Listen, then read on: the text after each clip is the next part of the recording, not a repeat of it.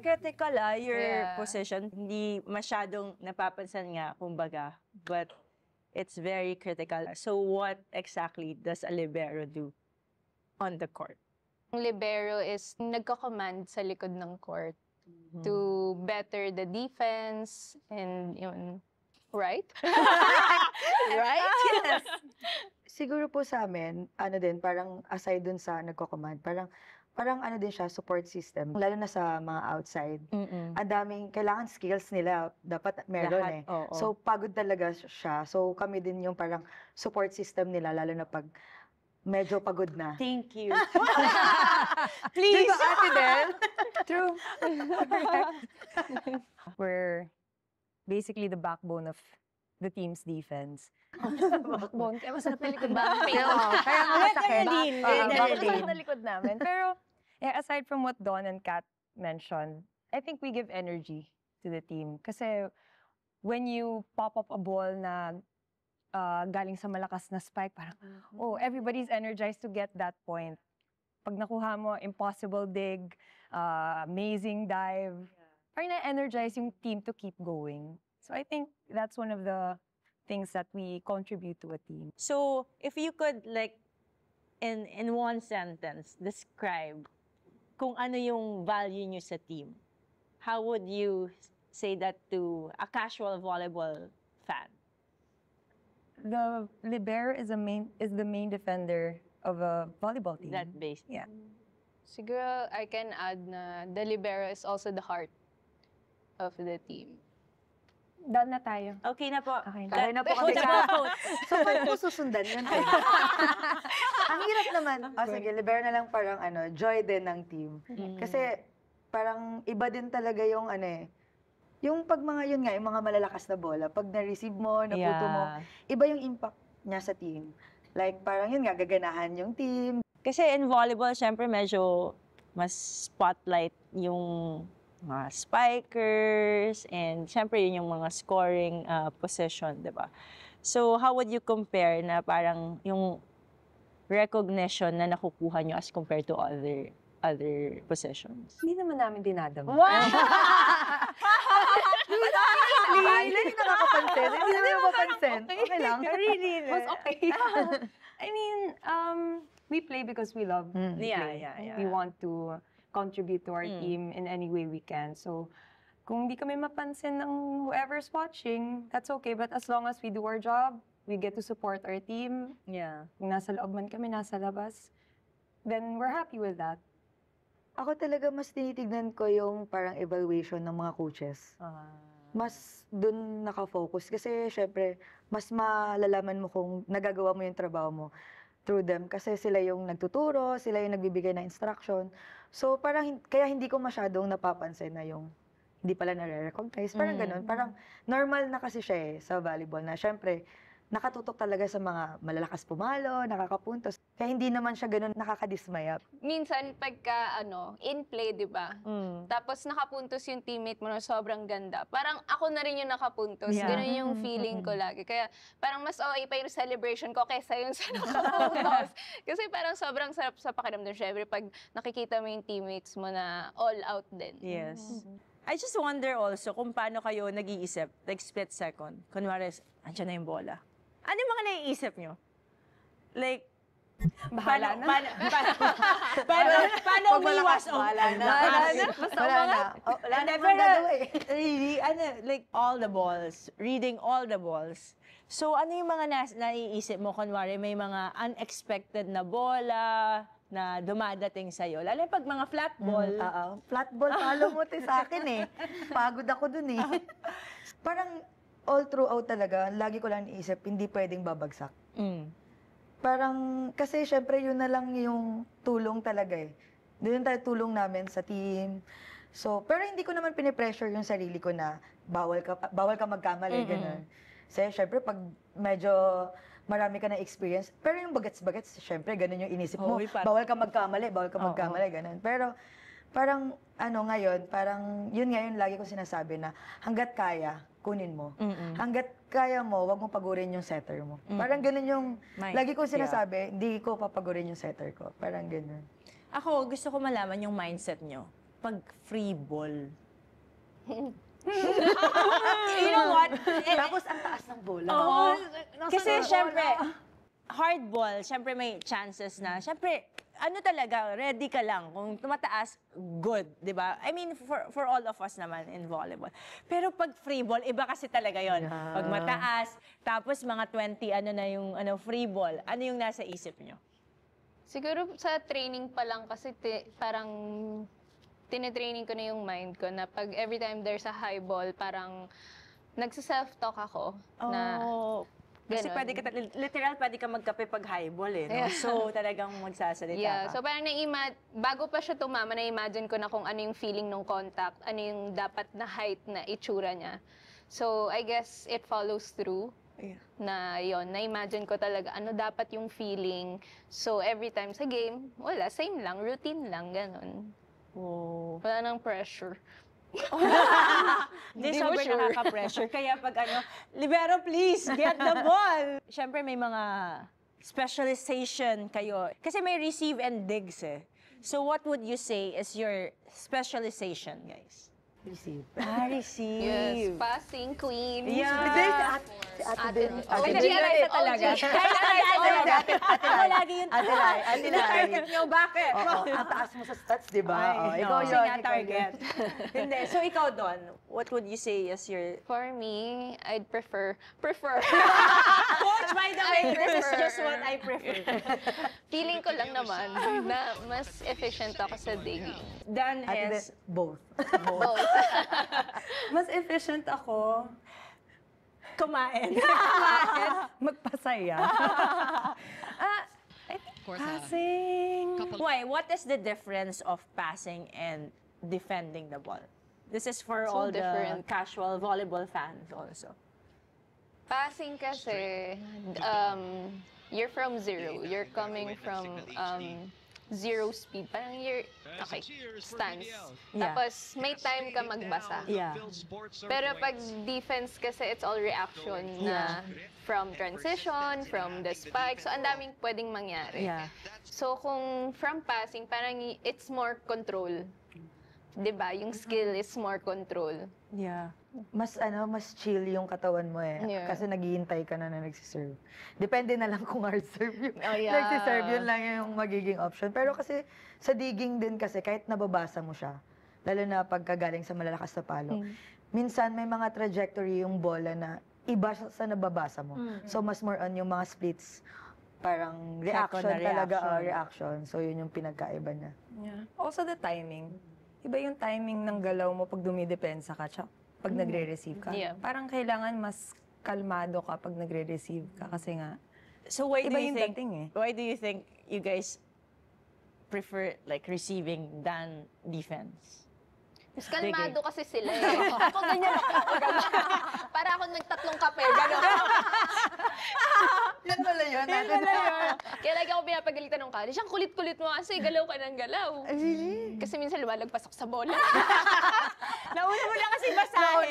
Nabasa mo kasi, te. Oo. Diba? So feeling nyo, mas nakakaisip kasi kayo kasi you guys are waiting for the ball and kitang-kita nyo kung saan siya manggagaling. At saka walang walang para nakaharang na block.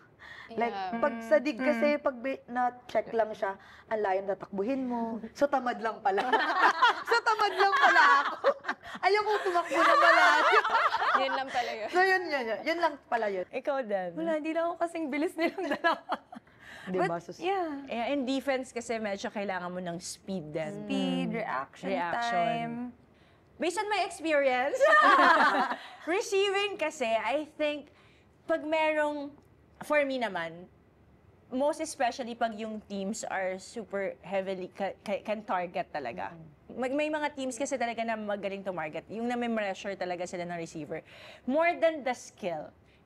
For me, it's really the mind that controls na parang, oh my God, ako na naman. Oh my God, nakaisa na ako. Parang the pressure you feel whenever you get targeted 100 times. Kunwari, di ba may 8 seconds? Minsan talaga kasi magkakatitigan kayo ng server eh. Minsan ngingitian Actually, ako ka every pa. time. Kasi alam ko na ako eh. Parang, ikaw na target ko, Ikaw man, yung ready ka target na. ko. So yung pressure na yun, I think, in sports naman, in any other sports, yung yung pressure, yung mental game talaga din yung isa sa mga mahihirap. Kasi pag defense naman, minsan wala ka nang naiisip kasi you just go with the flow eh. So kaya minsan nakukuha, ako minsan lang doon, minsan, ikaw all the time. So parang you just go with the flow, hindi mo na napapansin na you're there na kasi you're just following the ball. Kaya ako, kung papipiliin niyo ako, wala.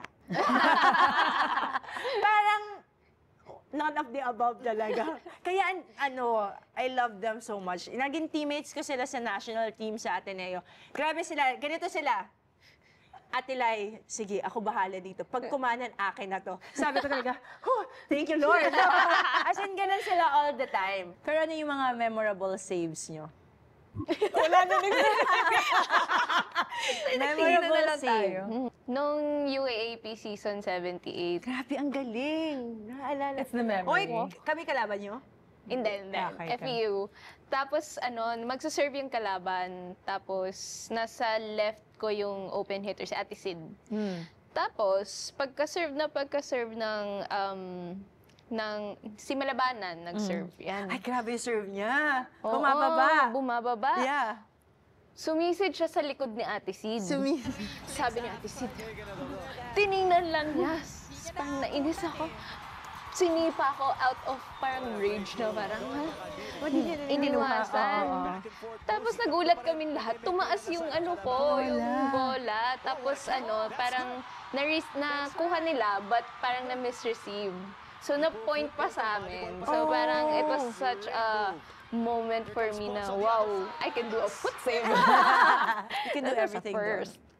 Yeah, Yeah. you can do anything. You can do Anything and everything. That Yeah. was so memorable Because you for are me. Miss Everywhere. Ang layo. Ay, nako. Ikaw, Kat. Akin yung Medyo madami. Madami siya, ate, pero yung nag-stick sa akin yung sa MOA, semifinals against Petro. Tapos nag-serve si Ate Remy, tapos si Ate Momo yung target niya. Tapos sabi ko kasi, sumigaw ako noon na outside. Kasi yung flight ng bola, pa-out na siya. Eh si Ate Remy, di ba, float yung serve niya. So kinuha ni Ate Momo nang medyo nakatagilid na siya. So alam ko na siya na parang magtatalsik na siya. So, tumalsik siya, pero nasa likod niya ako, tinakbo ko siya, te. Hindi ako nakatingin kung sino mababangga ako or what. Pagtakbo ko, nasa LED na pala ako. Na-save ko naman yung bola, pero after, namagatuhod ko. Masakit siya.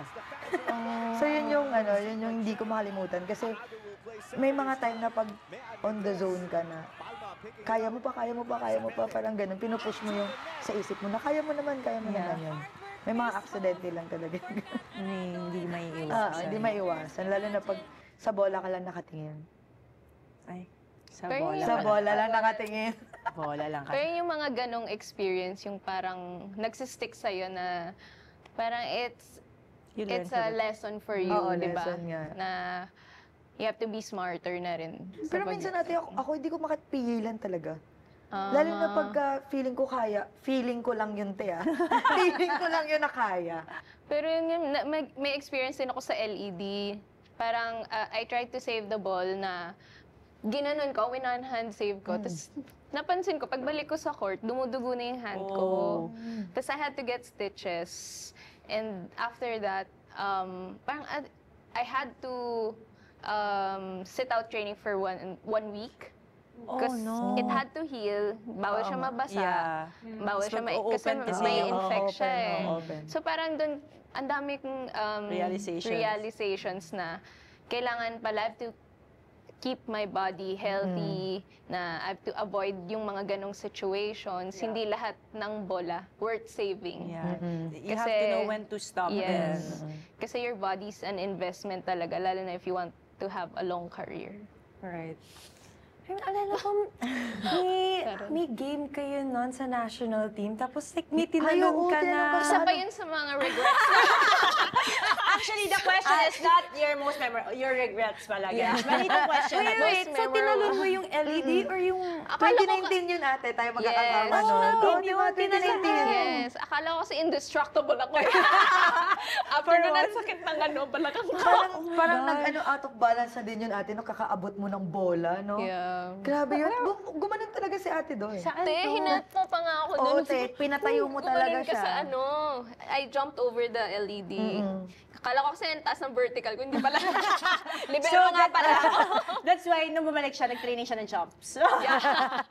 Anyway, then, Well, definitely regret yung 76 finals. 76 finals. Game 2. Yes.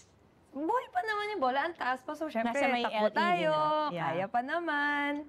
Akala ko, yung official stable nun sa Araneta, cushion.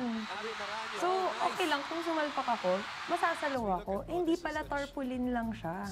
So, wala siyang anything Naapakan underneath. mo. So, naapakan ko, I tweaked my ankle. Yeah. So, na-miss out Finals. niya yung isang game. No, Sa no, tries no. to, sa tries to beat, I didn't miss a game. I had to miss out one set. So, second set yon, I missed the third, came back ng fourth. siya pala yun. Sorry na. Grabe. Kwento ko eh. Oo, sorry. Kwento mo. Grabe. Aside from dapat marunong kang receive and dumepensa, ano pa yung mga traits na dapat meron yung isang libero? Kailangan magaling kang magbasa ng situations. All the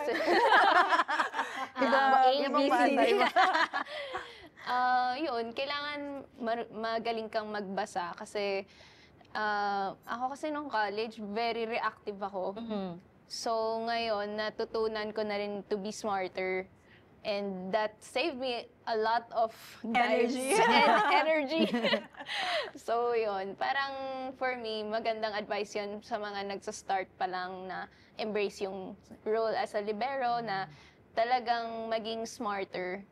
Kasi ang laki talagang tulong na nababasa mo yung set ng setter, Yeah. tapos yung area block, yung mga silip-silip pa. Yeah. So talagang yung eyes mo, you have to train that, yung peripheral mo. Kasi ang laking tulong niya sa trabaho namin. And it's not easy talaga. Na parang It's not it will take a lot of games, experience to be good as Don Macandili. Minsan nga, sa sobrang focus kong ganyan, mamaya nahihilo na. Wait Pero lang, ganun talaga dapat. magpa-block out na. Hindi, pero totoo. Alam mo, may Pero mga dapat times talaga, di ba? Na nakafocus ka lang sa bola. Tapos na-realize mo, bakit parang dumadami na sila? Or hindi mo na alam kung saan pupunta. Pero ikaw, Kat, ano yung mga, like, would say, tips mo or traits na feeling mo meron ka na dapat magkaroon din yung mga future liberos natin? Siguro unang-una yun nga, yung sabi natin doon, yung pagiging smart nga na yung sa situation. Kasi yun, kahit ako, yun din talaga yung nagtulong sa akin. Kasi very observant ako na tao. So yun yung isa din na parang na tumulong para maging, yun nga, yung mas naging yung skills ko. Kasi yung mga spiker, lalo na yung mga kasama ko sa team, kailangan alam ko paano sila gumalaw. Tendencies Oo, nila. kasi syempre hindi pwedeng magbungguan kayo. So kailangan meron kang mga kailangan basahin na mga movement nila na hindi mo pwedeng parang sapawan or what. Kailangan mo silang tulungan, parang hanapin mo yung parang kiliti nila. Kasi ganun yung ginagawa ko lalo na sa mga previous teams ko or even now nga na kailangan, ganito pala siya, hindi mo pwede. Kasi merong mga player na hindi mo pwedeng bigyan ng instruction parang during game. Kasi medyo mas overload yung isip nila. So, kailangan pasayahin mo siya, positive lang. So, meron ding mga player na kailangan instruction din during kasi nga mas gusto nila yon nag-feed ng instruction. So, ganun yung parang siguro yung mas feeling ko mas naging ko, Observant ka dapat as a libero. kasi yun talaga yung parang mas, bukod sa makakagel ka sa kasama mo, makukuha mo din yung loob nila at the same time, wala nang ilangan. Grabe, isipin niyo pala lahat, no? Si Den, baka mas madami na siyang naisip kasi siya yung veteran dito. Ganon. Sagot? Excuse me lang. Hindi, Ate La, yan galing Ate Dai, Oo. please. So, si Dan yung most experienced. Guys, please. So, what would you say is one of the things na feeling mo kaya ka naging libero? Ano yung trait na meron ka? Kasi maliit ako. I think one of the misconceptions Okay. rin na porket maliit ka, libero Diba, ka yeah. na automatically. But look at Ella. Yeah. Look at Cici Rendina. Look at Cici, And a lot more. Dami. right? Like Brooke Vansego, she's not Yeah. even that tall, but, diba? She can ball. Yeah. I mean, the libero has to have like good ball control. And it's not just like digging, setting. It's, kailangan magaling ka rin pumalo, which is, hindi ko kaya. Wala akong control. Pero yun yung tinuro sa akin ni Coach Moro, Branislav. Kailangan lahat ng skill, setting, palo, receive, And you dig. know what? I think now, nami-miss, natin, medyo hindi natin napapansin na libero, kailangan magaling mag-set. Yeah. Kasi Oo, technically, kaya yeah. yung second ball parang na. ball I don't know how it started. Dati, di ba, Dati opposite? opposite, di ba? Naabutan pa namin yun. Doon, huwag ka na magpaalala. Hindi, pero yun, typically, normal. Siguro, 15 years ago, Yeah. normally, pag kumuha ang, Ilang taon ako Years ago, wait lang. hindi, pag kumuha 10 ang years setter, lagi Yeah. ang magsa-second ball. Kaya gustong-gusto natin dati opposite eh. Kasi ikaw Yeah. magsiset Magsiset. ng second Yeah. Ikaw ball. lang ata. Gusto ko Ayoko nagsiset. Gusto ko nagsiset. So anyway, tas pero ngayon, it's always gonna be, most of the time, if hindi tayo nag-Japan, most of the time, libero.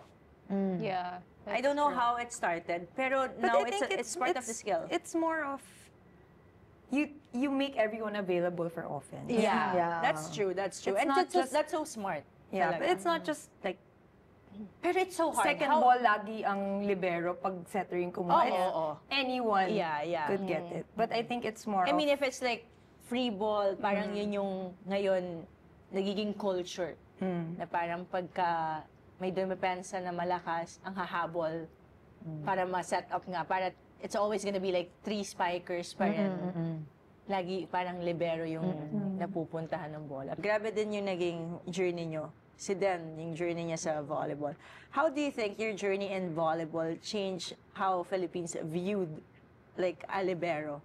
Siya kasi una sa... Yes. Kasi yung Grabe naman yung ano, Senior. kami naman sa Philippines, di ba pwedeng UAE? Di ba pwedeng Ateneo lang? PBL. Di ba pwedeng Ateneo lang?